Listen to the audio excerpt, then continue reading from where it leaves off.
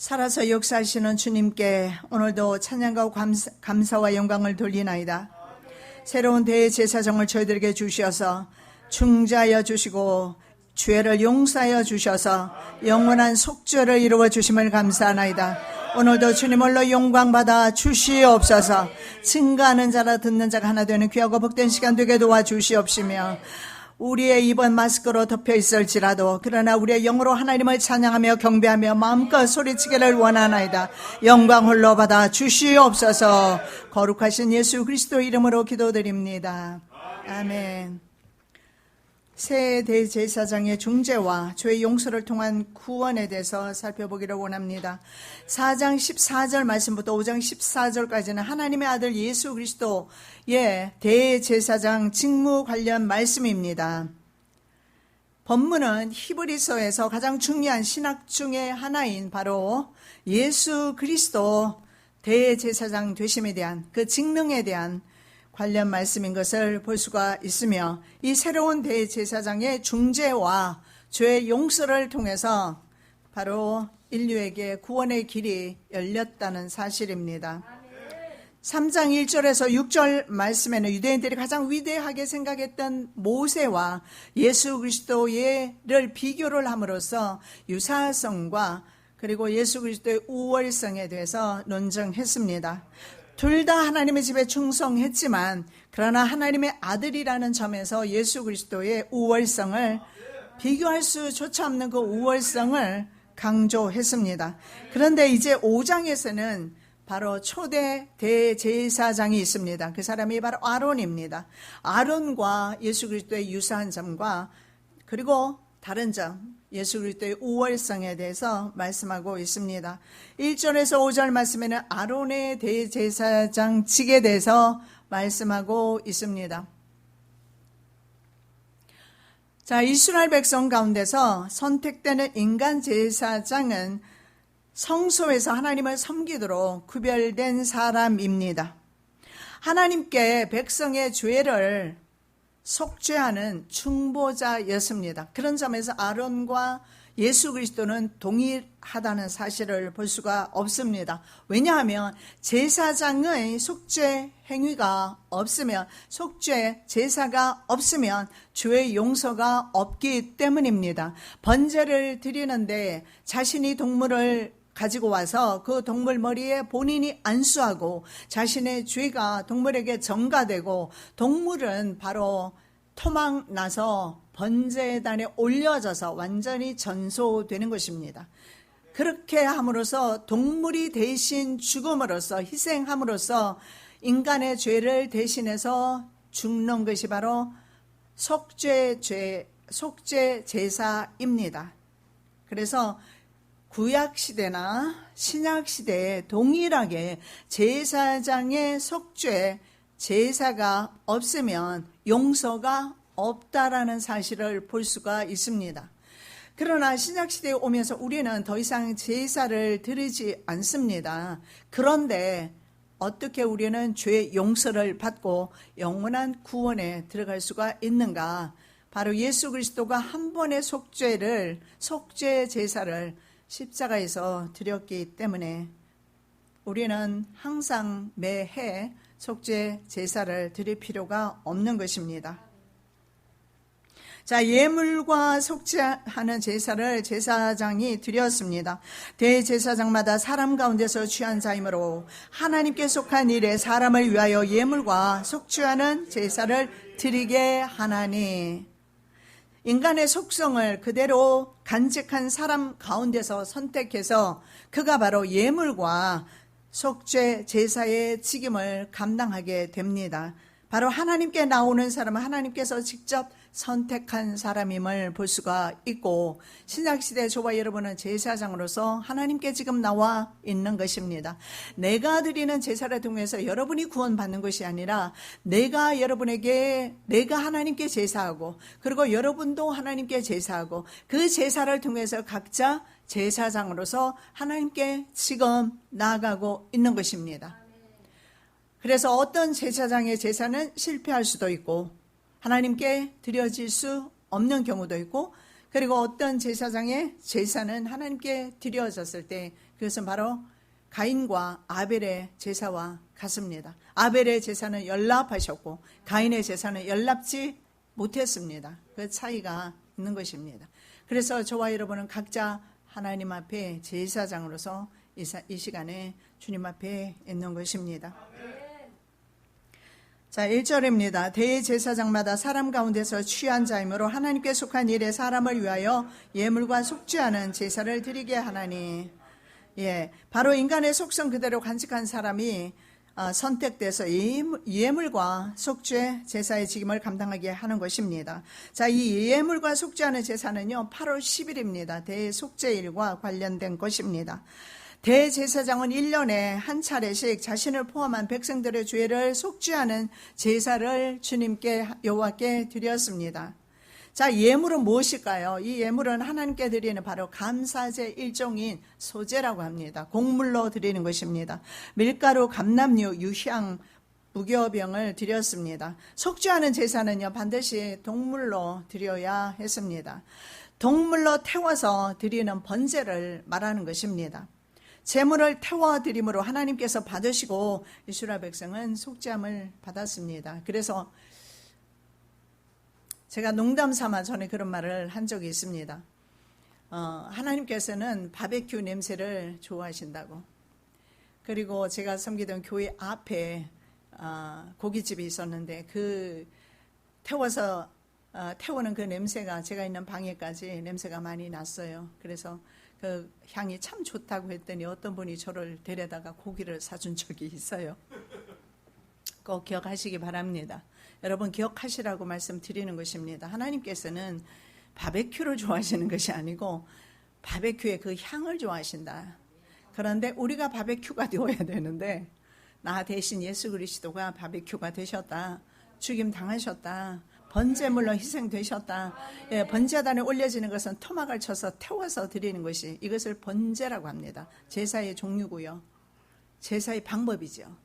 그리고 속죄제는 우리의 죄를 용서하는 제사를 속죄 제사라고 합니다. 5가지 제사 중에 하나입니다. 인간 대제사장은 무식하고 미혹한 자를 용납합니다. 그럴 수밖에 없는 것이 자신도 바로 같은 사람이기 때문에 그렇습니다. 2절입니다. 저가 무식하고 미혹한 자를 능히 용납할 수 있는 것은 자기도 연약에 쌓여 있음이니라. 무식하고 이거는 배우지 못했다는 그런 의미보다는요 알지 못한다 이런 의미가 있습니다. 무지해서 하나님을 알지 못하는 사람을 뜻합니다. 그래서 모르니까 죄를 짓는 것입니다. 미혹도 마찬가지입니다. 잘못 인도되다 원어에 그렇게 되어 있습니다. 미혹 역시 의도적으로 범죄하는 것과는 반대입니다. 의미를 모르고 우발적으로 짓는 죄를 가리킵니다. 그래서 성경에는 부지 중에 실수하는 죄를 말씀하는데 대제사장이 그래서 자신의 감정을 절제하면서 이런 사람들까지 용납해야 되는 것입니다. 그 이유는 자신도 동일한 범죄를 저지르기 때문에 그런 연약한 존재이기 때문에 그렇습니다. 그래서 그도 또한 새로운 대제사장을 기다려야 합니다. 이분은 말할 것 없이 예수 그리스도 대제사장입니다. 그분의 죄 용서가 필요한 것입니다. 그래서 인간 제사장과 예수 그리스도 대제사장의 차이가 극명하게 되고 있는데요. 바로 인간 제사장은 죄 있음으로 드러납니다.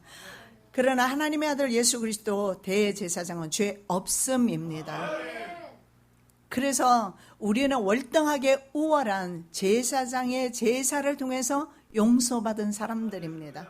그래서 우리의 용서는 결코 헛되지 않습니다. 우리의 구원은 그래서 절대로 천국 가는 그날까지 우리의 구원은 잃지 않습니다. 왜냐하면 바로 완전하신 대제사장 예수 그리스도를 통한 속죄가 이루어졌기 때문에 그렇습니다. 히브리서 4장 15절에 죄는 없으시느니라, 죄는 없으시다고 바로 예수 그리스도에 대해서 말씀하고 있습니다.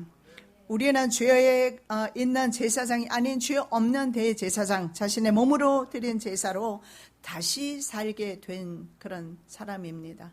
그래서 우리의 성도의 직분은 굉장히 영광스러운 것입니다. 자, 속죄함 받은 자의 찬양입니다. 나 속죄함을 받은 후 한없는 기쁨을 다 헤아릴 수 없어서 늘 찬송합니다. 그러니까 저와 여러분의 찬양은요, 용서받은 것에 대한 찬양입니다. 속죄함 받은 것에 대한 찬양입니다. 내가 태워서 번제물이 되어야 하는데 예수 그리스도께서 십자가에서 산화되셨기 때문에, 나 대신 동물이 아니라 하나님의 아들이 죽으셨기 때문에 우리는 날마다 그 속죄에 대한 찬양을, 감사 찬양을 불러야 합니다.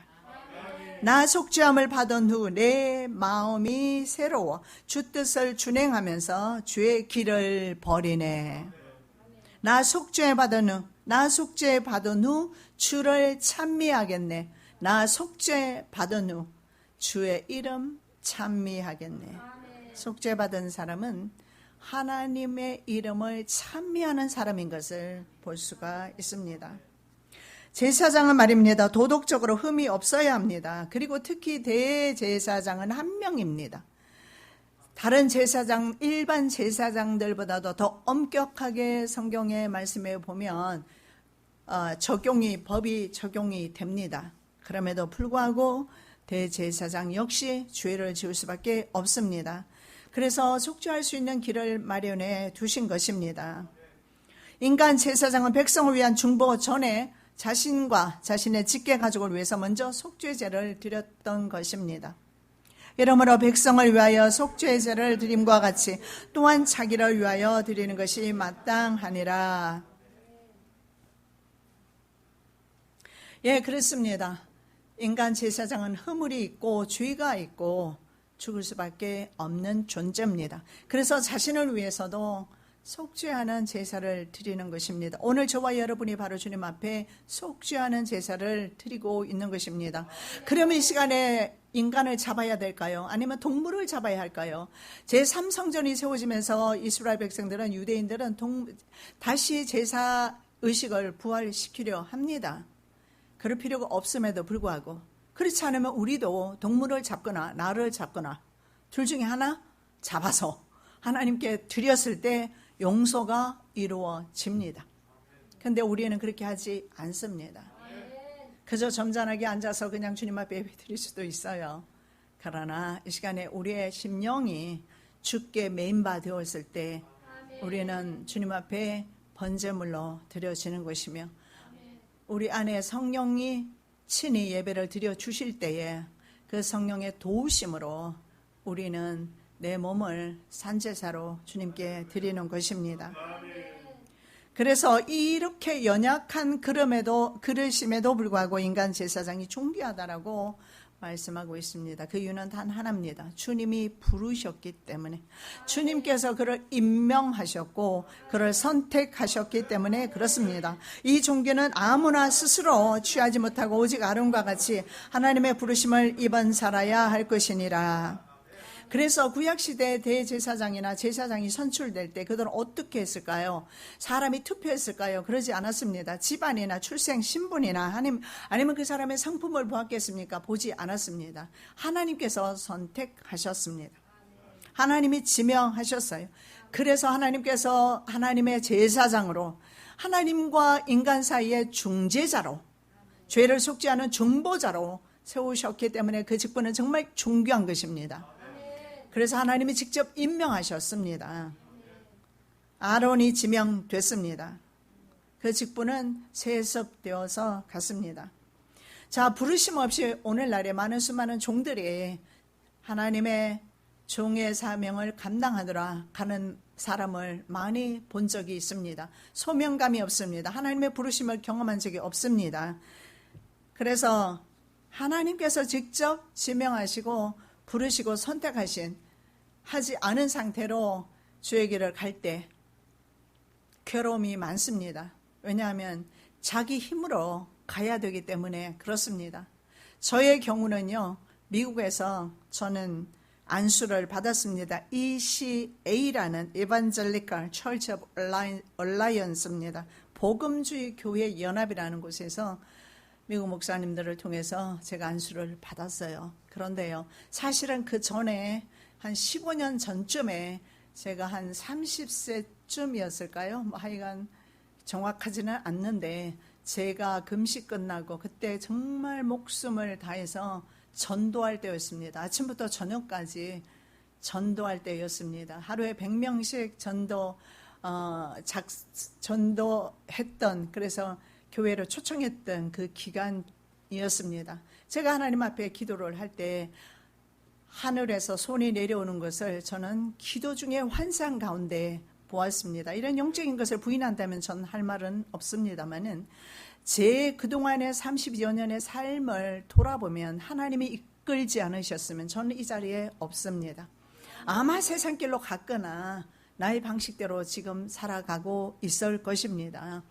그러나 하나님께서 부르심이 있었고 온갖 고난과 연단과 정말 순환과 때로는 고통이 따랐음에도 불구하고 끝까지 내가 넘어지지 아니하고 승리할 수 있었던 것은 하나님께서 부르셨기 때문에, 하나님이 임명하셨기 때문에 하나님이 책임지는 것입니다. 저는 그때 분명히 하늘에서 손이 내려와서 오른손이 저를 임명하는 것을, 안수하는 것을 본 적이 있습니다. 그래서 제가 주님께 물었습니다. 하나님, 저를 무엇에 쓰시겠습니까? 너를 안수권자로 쓰겠다. 주님이 나를 안수한 것처럼 저를 또한 다른 사람을 안수하는 안수권자로 쓰겠다. 저는 그 뒤로도 정말 목회 그 직분을 감당하고 싶지 않았어요. 15년이 넘도록 하지 않았어요. 그러나 미국에서 교회를 시작하게 되고 어쩔 수 없이 제가 이제는 안수를 받게 되었는데, 사실은 그때 목사님의 안수를 통해서 어떤 미국 목사님이 7명 정도가 안수를 하셨는데 그 중에 한 명이 저에게 말씀하는데요. 영어로 다 했고 여러 명이 했는데 제가 다 알아듣지도 못하잖아요. 그런데 그 한 분의 목소리를 통해서 제게 말씀하시는, 하나님, 지금까지 네가 나를 쫓아오느라 고생했다. 앞으로 네 사명 끝나는 날까지 내가 너를 인도할 것이다. 내가 너를 기름 붓고 이제 내가 너를 끝까지 인도할 것이다. 그 사명 때문에 제가 오늘 이 자리에 있는 것입니다. 그래서 오늘날은 많은 목회자들 정말 주님의 이 소명이 필요하고, 또한 우리 성도들도 마찬가지입니다. 주님 부르지 않으셨으면 이 자리에서 하나님의 제사장으로 앉아 계실 수가 없습니다. 자, 5절에서 11절은 예수 그리스도 대제사장직에 대해서 말씀하는데 아주 탁월한, 우월하신 예수 그리스도의 제사장직입니다. 아론과 유사하게 예수 그리스도 또한 스스로 대제사장 된 것은 아닙니다. 동일하게 둘 다 하나님의 부르심에 따른 것입니다. 또한 이와 같이 그리스도께서 대제사장 되심도 스스로 영광을 취하심이 아니요 오직 말씀하시니가 저더러 이르시되 너는 내 아들이니 내가 오늘날 너를 낳았다 하셨고, 시편 2편 7절의 말씀을 인용한 것입니다. 자, 인간 제사장들보다 그리스도가 우월한 것은 하나님의 아들이 제사장이 되셨기 때문에 그렇습니다. 인간 제사장은 죽음으로써 사명이 끝나고 다음 제사장으로 이어져 갔습니다. 그러나 예수 그리스도는 죽음을 통해서 인류를 구원하시고 하나님 보좌 우편에 앉아 계시는 것입니다. 그래서 그리스도라는 말씀을 통해서 그리스도는 기름 부음을 받은 자입니다. 바로 하나님으로부터 직접 기름 부으심을 받았다. 메시아 직능을 위해서 기름 부음을 받으신 것입니다. 하나님께서는 아들로 내가 너를 낳았다라고 말씀하고 있습니다. 하나님의 아들로서 특권을 가지고 계시는 것입니다. 이런 점에서 예수 그리스도는 감히 모세와 비교조차 할 수가 없을 만큼 탁월하십니다. 여호와께서 내게 이르시되 너는 내 아들이라 오늘날 내가 너를 낳았도다. 하나님의 아들이 직접 제사장의 직임을 감당하시기 때문에 우리의 죄와 허물과 모든 우리의 인간적인 죄성과 약점들, 그리고 부족한 부분들, 이런 모든 부분들이 우리는 그런 것들이 감추어지고 바로 구속함을 받은 것입니다. 그리고 예수 그리스도께서 대제사장이신데 아론과 다른 직능이 또 있습니다. 아론과 다른 이유는요, 신적 기원을 가지고 있습니다.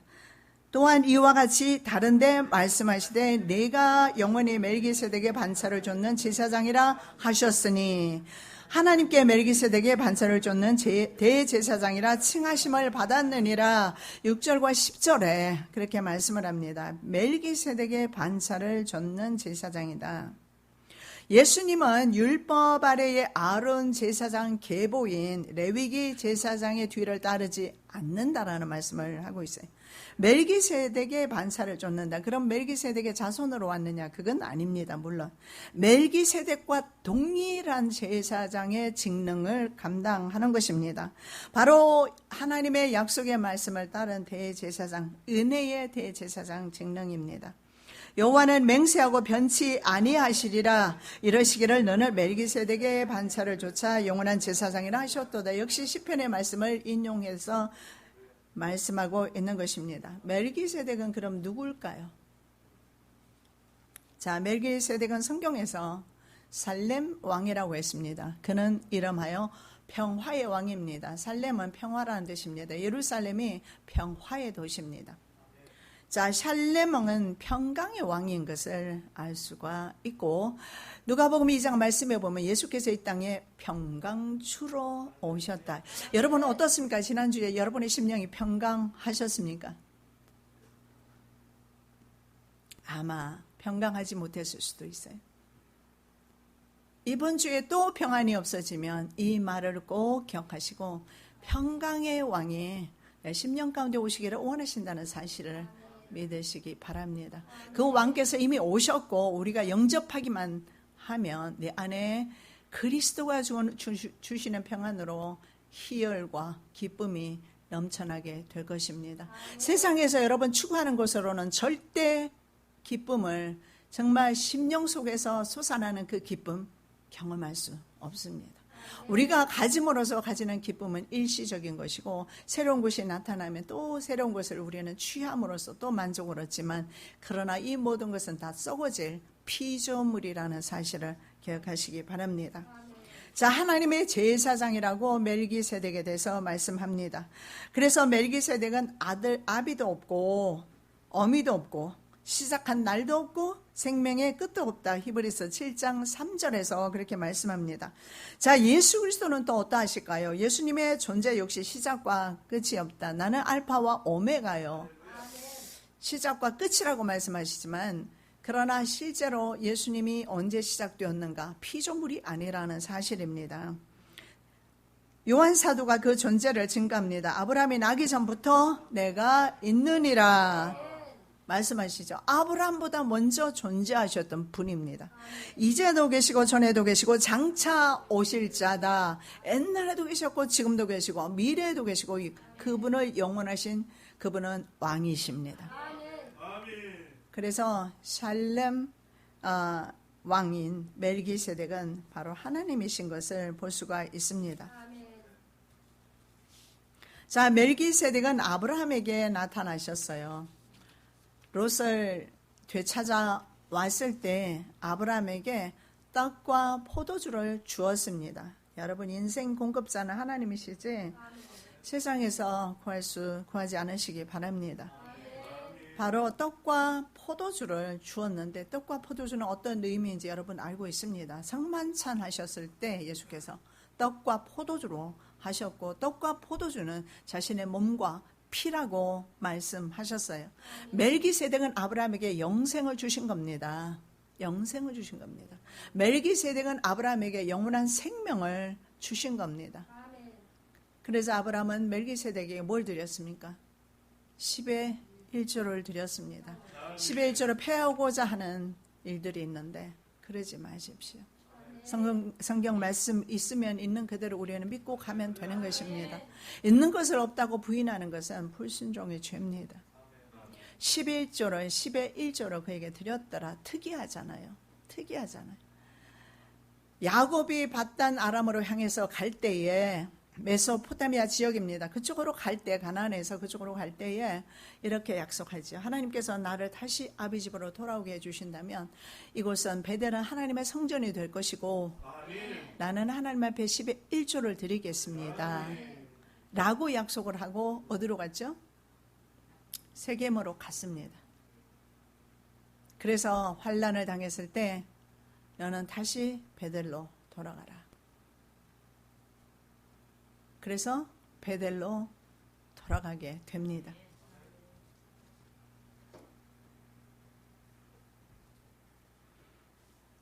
성육신 예수께서는요, 유대인들과 모든 인류에게 떡과 포도주, 바로 자신의 몸을 인류의 대속물로 주셨습니다. 자, 이처럼 예수 그리스도의 제사장 직임이 왕적 권위와 권세를 가진 점에서 아론과 완전 다르다. 바로 하나님의 아들로서 그는 하나님 나라 대제사장이십니다. 자신의 몸으로 그리고 한 번만에 그 제사를 완성시키셨습니다. 바로 십자가에서 죽으심으로 속죄 제사를 끝내신 것입니다. 그런데요, 그에 대한 설명이, 멜기세덱에 대한 설명은요, 백성이 듣는 것이 둔해서 이해력이 부족하다는 뜻입니다. 둔하다는 것은 듣는 것에 무관심한 까닭에 이해력이 부족하거나 관심이 없어서 멜기세덱에 대한 완전한 해석은 어렵다라고 말씀하고 있습니다만은 저는 그렇게 믿습니다. 이 멜기세덱은 바로 하나님이시다. 멜기세덱에 관하여는 우리가 할 말이 많으나 너희의 듣는 것이 둔함으로 해석하기 어려우니라. 그런데 해석하기 어렵다고 하는데 굳이 멜기세덱을 연구하지 마시고, 바로 멜기세덱은 온 인류에게 떡과 포도주를 아브라함에게 멜기세덱이 준 것처럼 예수 그리스도께서 온 인류에게 떡과 포도주를 주셨다. 십자가상에서 자신의 몸과 피를 흘려 주셨다라는 믿음만 있으면 되는 것입니다. 멜기세덱 연구하면 머리 터집니다. 그런데 예수 그리스도께서 나를 위해 십자가에서 죽으셨다는 것을 믿는 것은 간단해요. 진짜 심플합니다. 믿기만 하면 되는 것입니다. 우리가 믿지 못하고 주님을 연구 대상으로, 내가 이해하는 대상으로, 내 지식의 범위 안에서 그를 연구하려 하면 정말 머리가 터집니다. 주님은 절대 그렇게 다가오지 않으시고 주님을 믿는 믿음입니다.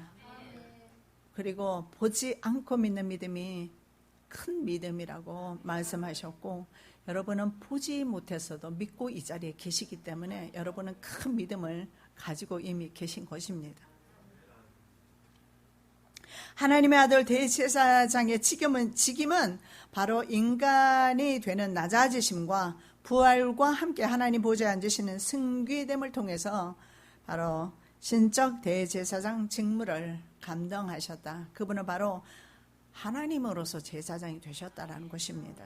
그는 육체에 계실 때 자기를 죽음에서 능히 구원하실 이에게 심한 통곡과 눈물로 간구와 소원을 올렸고 그의 경유하심을 인하여 들으심을 얻었느니라. 예수 그리스도께서도 세상에 계실 때 어떻게 하셨다고 말씀하고 있습니까?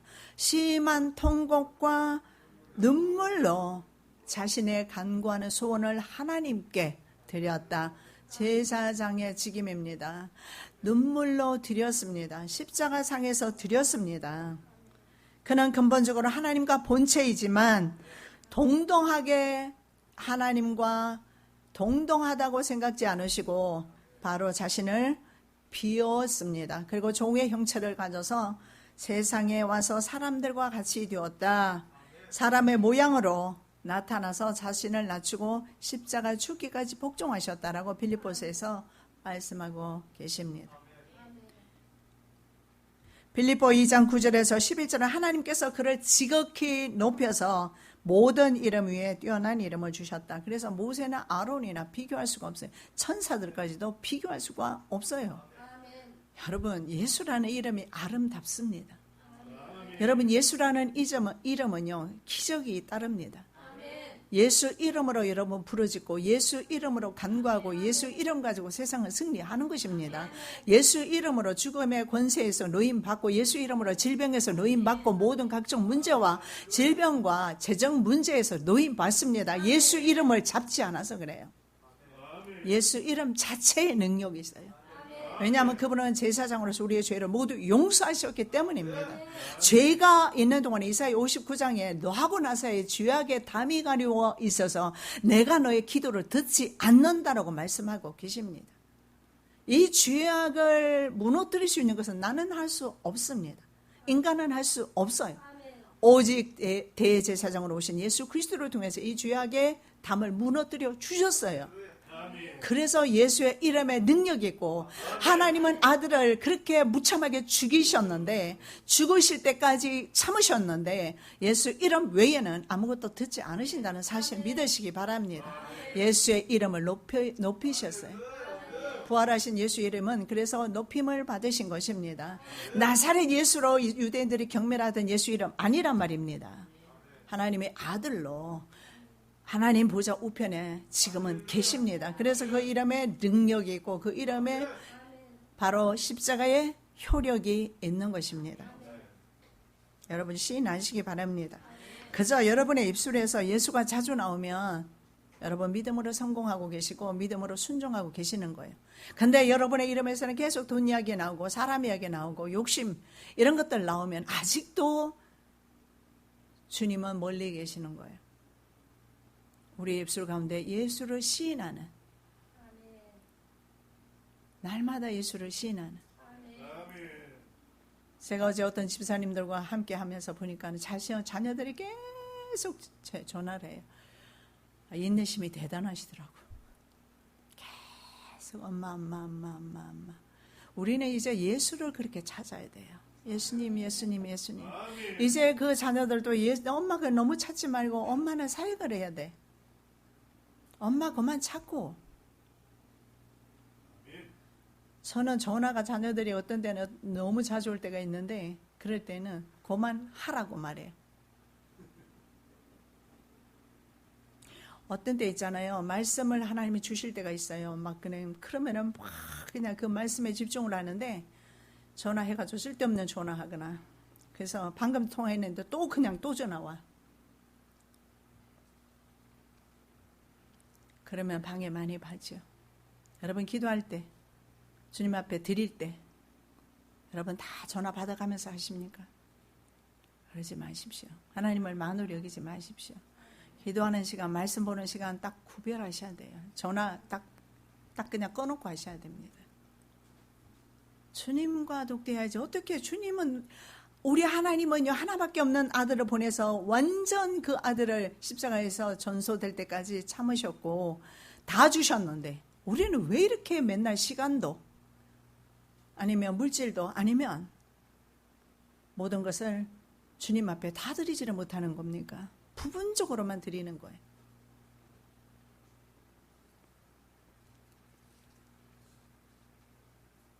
우리가 세상에 참으로 찾아야 될 거 많이 있습니다. 그런데요, 예수님 이름 부르시기 바랍니다. 예수 이름 부르시면 하나님이 정말 기뻐하십니다. 가장 빠른 응답은 예수 이름이에요. 오늘 돌아가셔서 아이들에게 말씀하기 바랍니다. 엄마 이제 찾지 말고 뭐 부족한 거 있으면 예수 이름 찾으라고. 그러면 예수님의 자녀로 그 아들은 자랄 것입니다. 내가 늘 공급하는 동안에는 내 자녀로만 머물러 있을 것이고 엄마를 떠나서는 그 아이들은 아무것도 할 수가 없을 겁니다.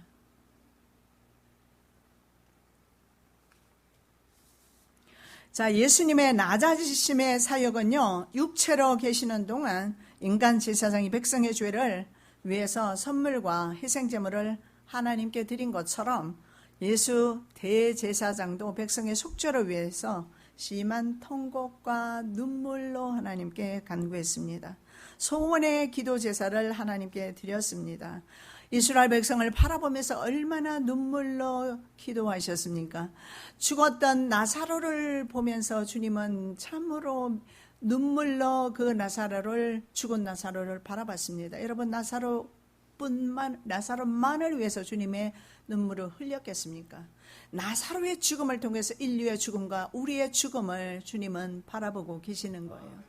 죽어 있는 모습을 보면서 주님은 정말 민망히 여기시며 정말 가슴 아파하시며 눈물을 흘리고 있는 것입니다. 예, 죽음 맞습니다. 이 죽음은 인류가 죄인 되었기 때문에 죽게 된 것입니다. 죄인 되었기 때문에 이 죄로 말미암아서 우리는 늘 묶여서 살고 죄의 노예되어서 죽은 자가 아니지만 죽어 있는 모습으로 살아갈 때에 주님께서 그 모습을 보시면서 심한 통곡과 눈물로 지금도 하나님께 중보하며 기도하고 계신다는 사실을 믿으시기 바랍니다.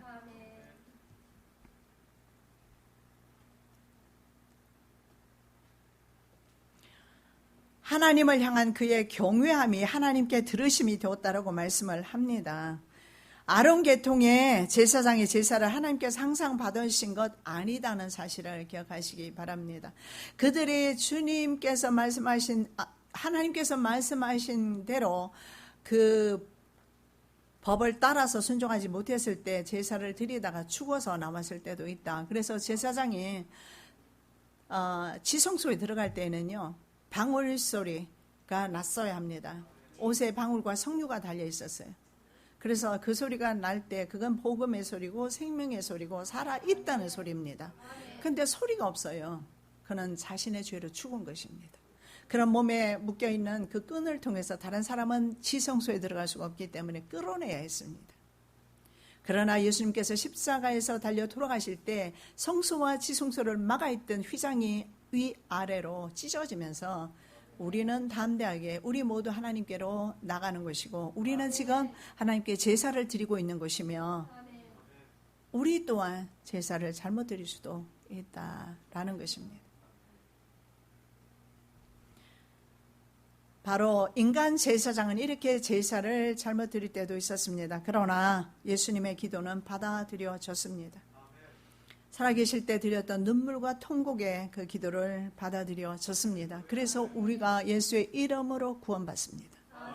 우리가 예수의 이름으로 용서함 받은 것입니다. 특히 마지막 십자가 지시기 전에 겟세마네 동산에서 통곡의 기도를 전 인류를 위해서 드리시고 십자가를 지셨습니다. 이 기도가 하나님께 연락되었습니다. 그래서 우리는 기도 끝나실 때 통성 기도든지 개인 기도든지 대표 기도든지 기도 끝날 때 예수 이름 반드시 하셔야 합니다. 제가 경험했는데요. 어떤 분이 앞에 나가서 기도를 해요. 근데 제가 앞에 앉아 있었어요. 그분은 중직자였어요. 중직자니까 큰 교회 중직자였어요. 중직자니까 앞에 기도 시켰겠지. 이분은 기도를 끝났고 끝난 것을 나도 알았어요. 그리고 쳐다보는데 아무도 사람들이 눈을 안 떠요. 왜 눈을 안 뜰까요? 자기는 끝냈는데. 예수의 이름으로 기도합니다. 이 소리가 들리지 않았어요. 한참이 지났어야 깨달았는지 예수 이름으로 기도합니다. 당황한 모습이 역력했습니다. 어떻게 중직자가 입에서 예수의 이름이 그냥 항상 나와야 될 텐데 기도 중에도 예수의 이름이 나오지 않을까? 기도는 누구한테 드리는 것일까? 하나님이 예수의 이름 없는 그 기도로 하나님이 받으실까? 여러분, 기도할 줄 몰라도 상관없습니다. 예수의 이름으로.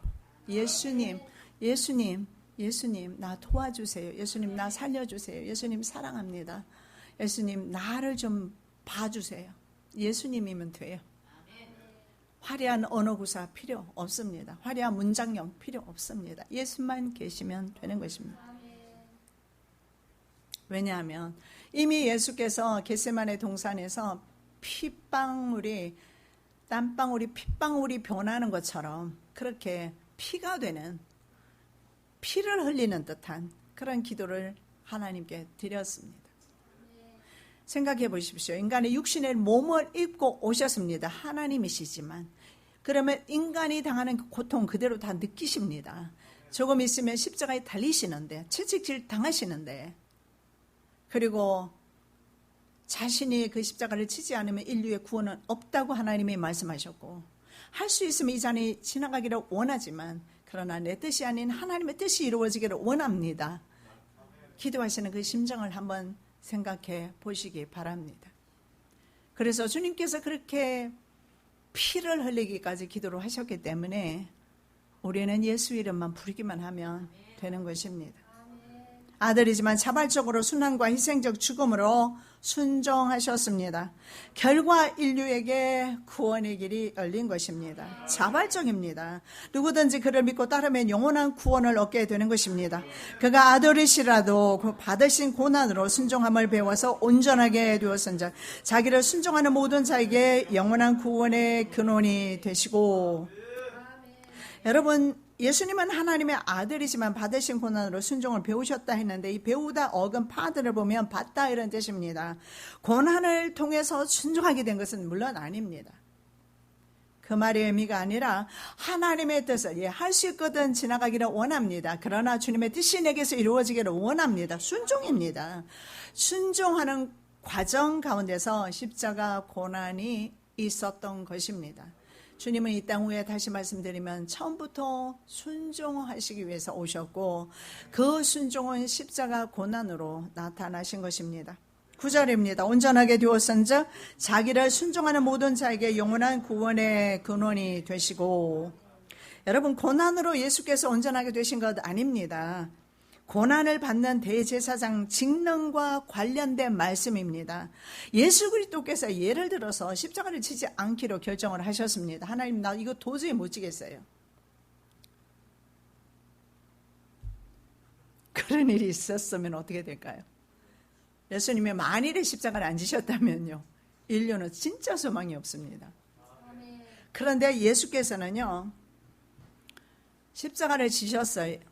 십자가를 지심으로 말미암아 하나님 앞에 속죄 제사를 드리게 된 것이 온전케 된 것입니다. 예수님이 온전하지 못한 것이 아니라 예수님의 제사가 이제 온전하게 된 것입니다. 즉 예수님께서는 이 땅 위에 오셔서 자신의 몸으로 속죄 제사를 드렸을 때 인류는 구원을 받게 됩니다. 그래서 바로 온전하게 되었다라는 것을 말씀하고 있습니다. 자기를 순종하는, 그래서 자기를 순종하는 모든 사람에게 영원한 구원의 근원이 되셨습니다. 자, 십자가상에서 선포하셨던 다 이루었다, 이 말씀의 성취가 되겠습니다. 다 이루었다. 무엇을 이루었을까요? 구원을 이루셨다. 자, 영원한 것은 끝없는 시대를 가리키는데 바로 사람의 손으로 짓지 않은 하늘에 속한 구원을 의미하고, 바로 하나님의 자녀는 예수님의 존재, 즉 영원 전부터 영원까지 계시는 주님, 그 주님과 함께 우리 또한 영원까지, 영원토록 그 구원에 동참하게 됩니다. 왜냐하면 내 힘이 아니고 예수 그리스도께서 십자가상에서 속죄의 제물로 드려졌기 때문에 우리는 예수께 그저 붙어 있기만 하면 되는 것입니다. 여러분, 남편에게 붙어 있어도 남편이 아무리 능력 있고 돈 많이 벌고 명예가 있고 그런 사람일 때 그 남편에게 붙어 있어서 구원 받는다라고 생각해 본 적 없으시죠? 못 받습니다. 인간은 인간을 절대로 구원하지 못하고, 나는 너무너무 사랑하니까 이 사랑으로 인해서 다른 사람을 구원할 수 있다? 없습니다. 자신도 구원받지 못합니다. 오직 하나님의 아들 예수 그리스도를 통해서만 우리는 구원받았습니다. 그리고 이 구원은 영원까지 갑니다. 그래서 우리는 그 구원을 날마다 기뻐하며 감사함으로 사시기 바랍니다.